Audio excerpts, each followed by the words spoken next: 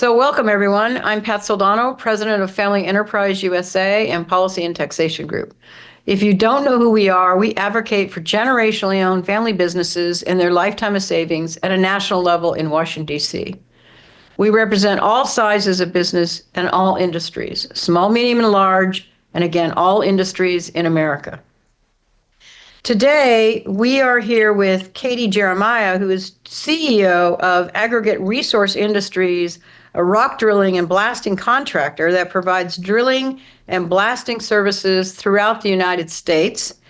And we also have with us Paetra Orueta, who is Executive Vice President, Blazer Industries, a family-owned and operated modular building manufacturing company. Blazer has grown steadily to become a leader and an innovator in the modular building industry and is based out of Almsville, Oregon. So today we're going to talk about these challenges and opportunities that women face in family-owned businesses, past, present, and future. And this is a second part in a series that we are doing on women-owned businesses, and there may be more in this series. So welcome, Katie. Welcome, Paetra. Thank you. Thank you. So let's get started and talk first of all with you giving us some background or history on the business. Tell us a little bit how the business was founded, when it was founded, the generations of the business, the number of employees, where you're located, size, anything that you think would be interesting to our listeners. And Katie, why don't we start with you? Okay. So Aggregate Resource Industries was founded in 1978, actually as BJ Equipment Company. It was founded by my father, Bob Jeremiah.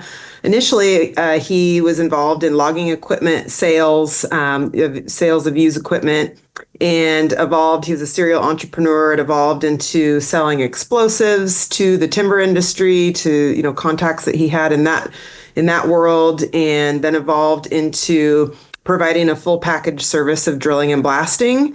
And then in 1999, he passed away from amyotrophic lateral sclerosis, Lou Gehrig's disease, and the business transitioned. My mother and brother, Chris Jeremiah, Sandy Jeremiah, they ran the business until I came back in 2013. And now my brother Chris and I run it together. He is the president and I am the CEO. We are now 94 employees and work throughout the United States and provide drilling and blasting services for anything where you can't excavate projects using traditional mechanical, say using an excavator. So we'll go in and pre-drill holes for large-scale utility solar farms so that they can drive piles for the solar panel foundations. We'll blast out foundations for wind turbine projects, and in traditional mining projects, we just finished up a first phase at Thacker Pass, which is the largest lithium mine in North America for Bechtel. And so we're just working throughout the United States in kind of a niche industry of drilling and blasting where we can go in at scale and help with these large projects, data centers, large warehouse, kind of anything in the construction and mining realm. So, and how many employees again? So we're 94 employees right now. And so when you and I chatted, we talked about you didn't come directly into the family business. You went off to school and came in later. So why don't you talk to us a little bit about that? Sure. So I had attended Oregon State University and graduated with a Bachelor of Science in Construction Engineering Management, and moved to San Diego after graduation and worked for a large general contractor there called DPR Construction. They're a national contractor that specializes in life science, biotech, and to kind of tech industry type construction. And I worked down there for 5 years. It was an amazing company, really amazing projects, a great team. A lot of the people that I worked with then are still there. It's really influenced a lot of the way that I've tried to run our family business. After working down there, I moved back to law school in 2006, and attended law school at Lewis and Clark Law in Portland, and graduated with a emphasis on business law and environmental law. and worked for a firm that specialized in construction law called Jordan Ramus and represented mining contractors and construction industry businesses in everything from transactions, contracts, land use, and anything administrative, kind of administrative defense in matters involving the Mine Safety Health Administration was kind of my niche specialty. And then in 2013, I became of counsel at that firm and actually moved back into the family business and relocated to Eugene, Oregon, and have been here ever since. And it feels like I've blinked since I've come back 11 years ago, and it's been a fun ride. Well, so in your role with your brother, I think it's a good match, as we discussed briefly, because you have this law degree. So you handle one side of the business and he kind of handles the other. And so it seems to work pretty well, right? It does. He has a tremendous expertise. His education was in mining engineering. And so he is really an expert at a subject matter expert in all of the mine planning and kind of logistics of the business. And so the way we split our roles is kind of what we call touch and non-touch. So he's doing all of the touch. So he's doing all of the business development, overseeing all the business development, estimating kind of the logistics of projects, as far as just how to get projects executed, getting them properly staffed with the right teams and helping troubleshoot through issues. So he's really kind of the subject matter expert. And then my role is more of the non-touch back of house. So I'm overseeing all of the technology, all of the accounting, finance, insurance, any sort of legal. And then we kind of come together when it comes to larger scale decision making, as far as acquisitions, land acquisitions, equipment acquisitions, kind of risk assessment on taking on new projects or new market sectors, and kind of come together for those big picture decisions. And we've just come to a point where there's just a really great balance between the two of us. When I first came in the first year, it was a lot of working through that sibling dynamic of he's the older brother, I'm the younger sister, and trying to figure out, are we a family business or a business family, and really professionalizing the business. And now that we've kind of worked through that, we find that the conflict that we have is really productive as far as coming to the best decision for the business, of coming from our kind of joint perspectives, where I have kind of more of a risk lens and he has more of an opportunity lens, and we can come together for the best path forward for the business. Well, that's very interesting, and you certainly have found that good match between the two of you. So, Paetra, let's talk about your business, your family business, the background, the history, where you are generationally with the business. Sure. So our business was started in 1976, and it was founded by my parents, Marv and Cheryl Shetler. Prior to that, they were involved in a portable toilet company that my grandfather, my mom's dad, actually owned. And so they had partnered with him at the end of his tenure there and started producing modular restroom buildings as a need for that portable toilet company, and added service or product that they could provide to their customers. And from there, it just morphed. It turned into mobile offices that you would see on a construction site, classrooms that you would see, portable classrooms for schools. And soon after, they sold the portable toilet company and just stayed in the modular industry.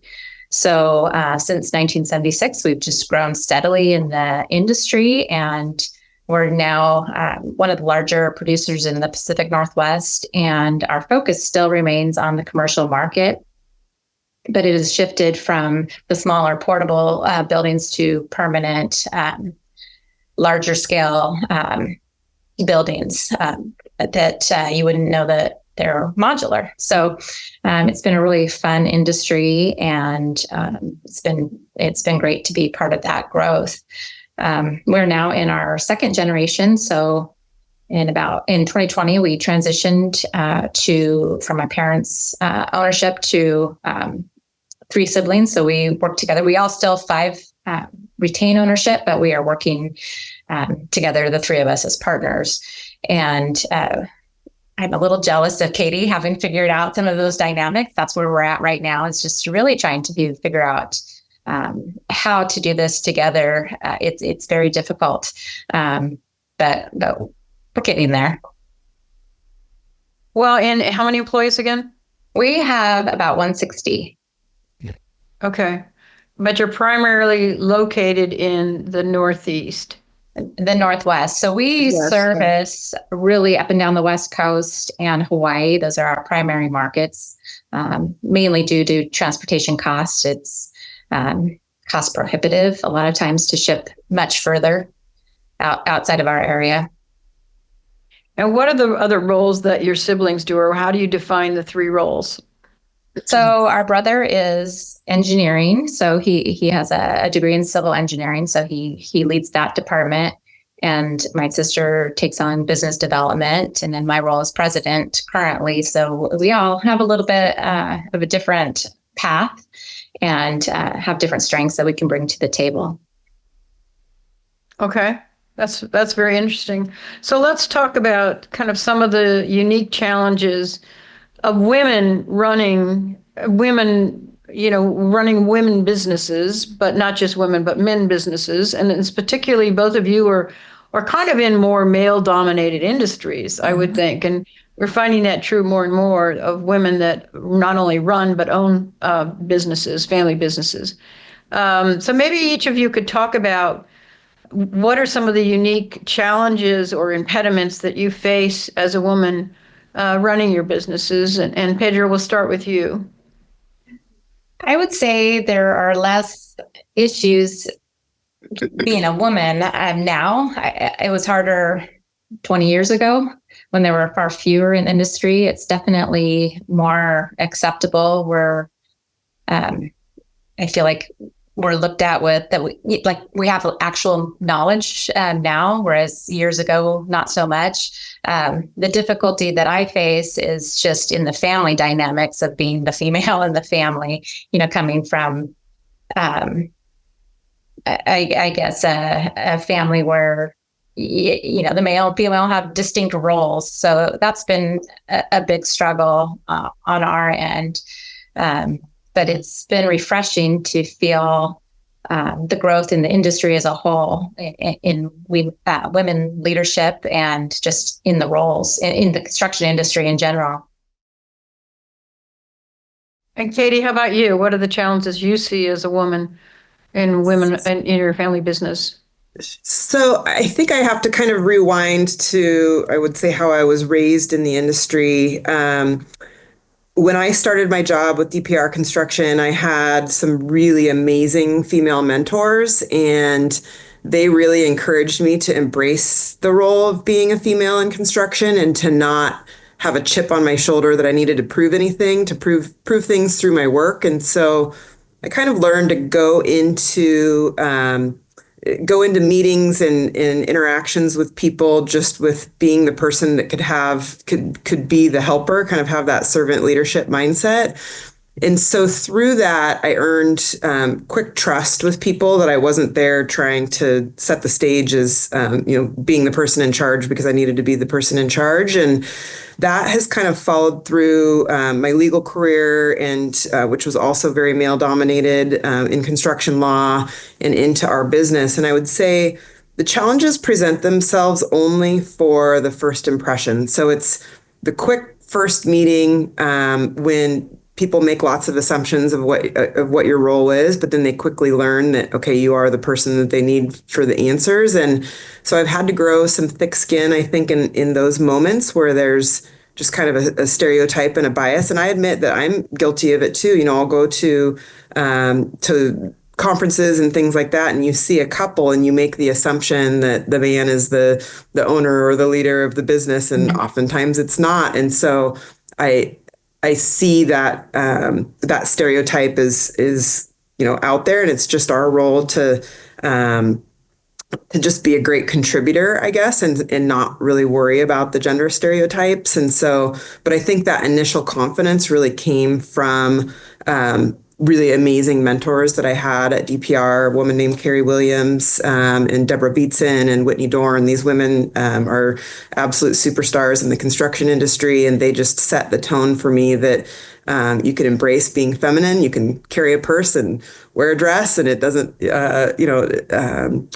that you can still be effective in your role. And so I feel like, especially in my legal career, it was really a differentiator for me of it's easier, I think, for people to maybe remember you as far as your ability to market your companies because you're different, and so they have that tendency that you don't just blend in with the rest of the crowd of choices that people have when they're choosing contractors or service providers. And so, yeah, I just learned to have thick skin in the initial introductions and to be a good contributor and be a good partner to our customers, and then they just it seems like the relationships grow stronger from there. Well, that's really interesting. You talked about the gender differences and the transitions that you've had to make throughout your careers. How about the transition of ownership? So we talk a lot about transition of leadership of the business, which is difficult. But transition of ownership is also difficult. And Paetra, you talked about that a little bit, but maybe you can both talk to us about how have you kind of weathered through or navigated the transitions, both in terms of leadership and ownership. And Katie, why don't we start with you?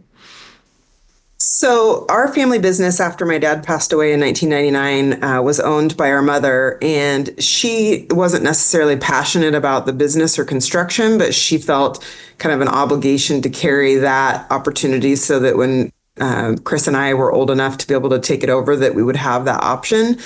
And so when it came to 2010, she wanted to transition ownership, and it was a very difficult decision for her because I was not operationally involved in the business. I had a board role as far as I was involved in understanding from a high level of what was going on, but Chris was really carrying the torch, working day in and day out in running the business. And so when she made the decision to transition ownership, ultimately ended up being a 50-50 split between Chris and I. And that caused some conflict because there wasn't a great understanding of the difference between ownership and operational involvement in the business. And so I think that there was some resentment on Chris's part, and some anxiety on our mother's part of how that succession plan was set up. But in the end, now that I am operationally involved in the business and there's just such this great relationship, thankfully those waters have calmed. But it was really difficult. It was, it's an emotional decision of handing over the business. There's just trying to get that fundamental understanding of, the operational versus ownership participation in all of it. And I'm glad that we're through that piece of it. And Paetra, how about you? How have you done this transition of leadership and ownership? So our parents were very much involved until we decided to transition, and it was a group discussion. There was not a one event that happened that forced us into this. It was just time, and so it was difficult for our parents to really figure out what they wanted to do next. And after almost 50 years of running a company, it's part of them. And so, we had to navigate that and be conscious of how they felt. At the same time, we needed to make changes. And with that many employees, and we have a very family feel here, we were really conscious of reducing disruption, both to our employee base, but also our client base. They'd gotten used to this, our family and the way it was set up, the company. And so we didn't want to make massive changes right away, which is hard when there's so much that needs to change for the best, the betterment of the company.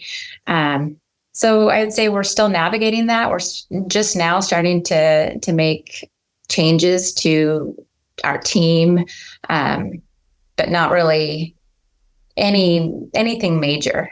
And I think it's really brought confidence and confidence in our leadership in the transition to take it over, and trust. It's built a lot of trust. So it's been an important route to take, I guess, for our transition, was to kind of really try to keep things as smooth as possible. and take the time we needed to make those big decisions.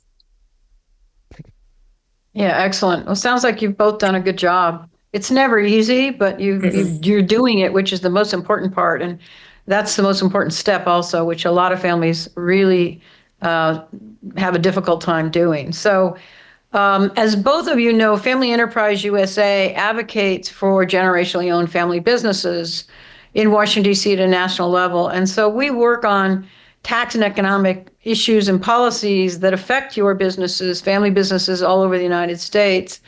And so it would be helpful for us to know, how has tax policy, economic policy in this country helped or hurt your businesses as you've been attempting to grow them and build them in your communities? And so, Paetra, we'll start with you.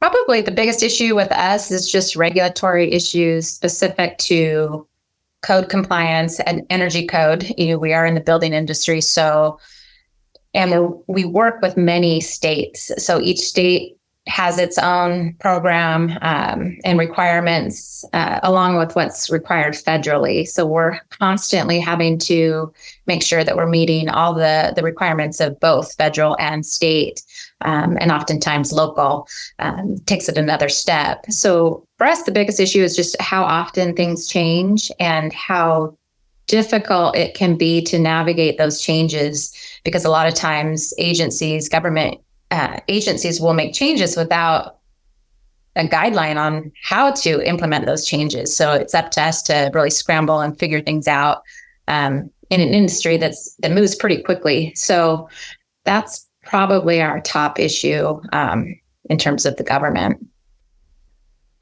And Katie, how about you?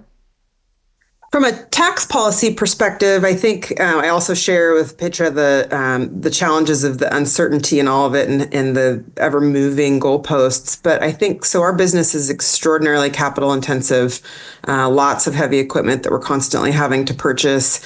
And so some of the tax policy, as far as like the Section 179 deductions, the bonus depreciation, those types of things are really important for us. But it makes it very challenging when it's in place and then it's being sunsetted and then they're pulling it back and we're not really sure what they're going to do. And so when we're trying to make investment decisions and budgeting decisions, that just becomes very, very challenging, especially with kind of some supply chain issues of knowing you want to get a certain piece of equipment in by the end of the year, but can you have it, ready to be placed in service and, physically delivered to you?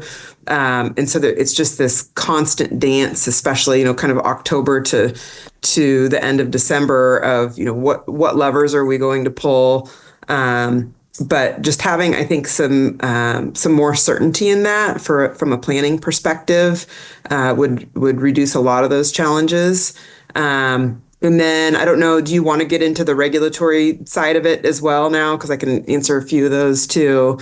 The regulatory goalposts always moving are also really challenging. One of the big pushes right now with all of the EV mandates, especially for large trucks, we're really challenged with that, because if they push to mandate that we have all of our large trucks electric, we don't have a power grid that can support that.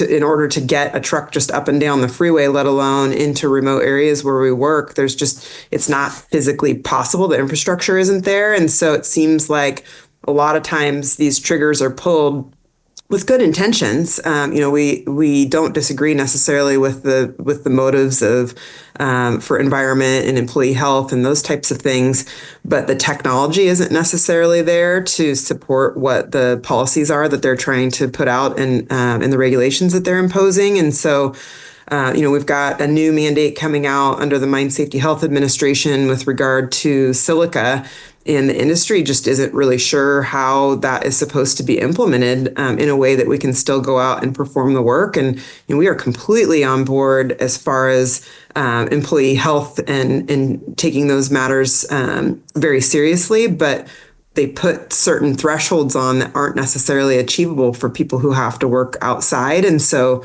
trying to figure out whether we can actually even go in and bid work in certain mines is a real question right now of how that's going to be regulated. And so I think those are probably the biggest things is on the health and safety front, just ever changing regulations there, and the DOT type regulations. There's challenges now with we haul explosives, and with the hazmat hauling, you have to have a TSA clearance for your drivers. Well, TSA is so incredibly backlogged that if your driver doesn't get in well before the deadline of the TSA clearance, 60 days, maybe even 90 days in advance, if that TSA clearance doesn't get to the Department of Motor Vehicles to update the CDL, that driver completely has their entire, not just the hazmat endorsement, but the entire CDL is withdrawn, and they don't have driving privileges. And that is an example of regulation where the government can't keep up with the systems that they have in place to track it. And so it shuts down entire pieces of businesses because they can't haul because the government hasn't done their job yet. And so it's constantly a challenge of the implementation of ideologically, they're really great ideas, but they just don't fit with the industry. And then I'd say the last piece that's come up recently that's really challenging is there's a really great investment piece in the Inflation Reduction Act that's helping fund the utility scale solar projects. And so all of these projects are tied to Inflation Reduction Act funding that has a very specific apprenticeship requirement. You either have to have a registered apprenticeship, of which all of the registered apprenticeships are very far behind in processing and approving those, or you have to go and find an already existing apprenticeship where you can pull employees from. Well, we can't, our work is so niche that it's very hard to find an existing apprenticeship for rock drilling. The reason that we're out all the way, to Washington, D.C. doing this work is because there aren't other contractors of our size that are capable of mobilizing at scale. And so contractors call us in to do these projects. They need us there in 3 days. Well, the Inflation Reduction Act says that we have to have 45 days notice into these apprenticeships to see if they have people for us to come onto the projects. And if we don't do it, it's a $500 per labor hour fine for everyone that we have working for the duration of the project. So it's an incredibly huge gamble. And there's not clarity in the regulations of what do we do in this situation. If we can't get an apprenticeship approved on time, it's a new requirement. We can't get a hold of an apprenticeship that has labor to provide for us, but yet you have this threat of this $500 per labor hour fine that's completely cost prohibitive. We don't have that kind of money in the projects. And so it kind of puts customers and us at odds of who takes that risk. And it's just, it's again, it's regulation that has good intent, but when it goes into executing projects, it makes it extraordinarily challenging. Yeah, and you raised a really important point, is this constantly moving, no certainty, no permanency in our laws and our regulation make it so difficult to operate a business. And you really do, I'm glad you're both doing this because your voices really do need to be heard. And I'm hoping that both of you will consider coming to DC and sitting on the caucus panel either March 12th or May 14th or September 17th, because you both have great voices. And Paetra, you and I chatted and you talked about I asked you if you did any modular homes for homeless. And you had explained to me that you haven't done that yet, but that in your state, there was this opportunity for organizations to do that. And maybe you could talk about that a little bit in terms of the fund that was created and how difficult it is. Yes, well, we were awarded a grant through the state of Oregon to research and develop how to produce housing more quickly, and more cost effective. So we are working on that right now. And we have just completed our first transitional housing village for Clackamas County. And some of the issues with that are there is a great need for that type of housing, but no regulations at all. And so it really puts us in a bind as to, well, first of all, how to price them because we don't know what the requirements are. And then second, just the process of who's approving what, who has the final say. And in this situation, part of the project was through the state of Oregon, like our normal buildings. And then part of it was through Clackamas County, who they're still navigating what they need and what their requirements are. And what we're finding is that every city has the same issues. There aren't requirements for that type of housing because if you follow the normal building code, then they're going to be too expensive, and we're going to be in the same position that we're not going to be able to produce the amount of housing that's needed. So this is a good case of we need some regulation, but the right type of regulation for that market and that need. Yeah, and I think following on that from the transportation side, there's similar issues that, we had a tremendous injection of funding into the transportation. And so people have in their minds of, we're going to go out and build highways and, restore rural transportation routes. But what's really happening, I think, is the funding is so tied up in all of these environmental studies, and they can't get projects to the point of which you can put a shovel in the ground. And so the funding is not tied up in getting it out to providing jobs, getting infrastructure improved. It seems, from my anecdotal perspective, that it's just really tied up in red tape. And we've got to find a way to get projects going faster and eliminate that, all of this basically opportunity to litigate whether the project should go forward or not, and find a balance so that we can get projects going. And how about economic and tax policies that affect you individually as a business owner? We work on things like 199A. I think both of you are pass-through entities, which should affect you. Income tax rates, again, if you're a pass-through entity, you're paying a higher income tax rate than regular corporations.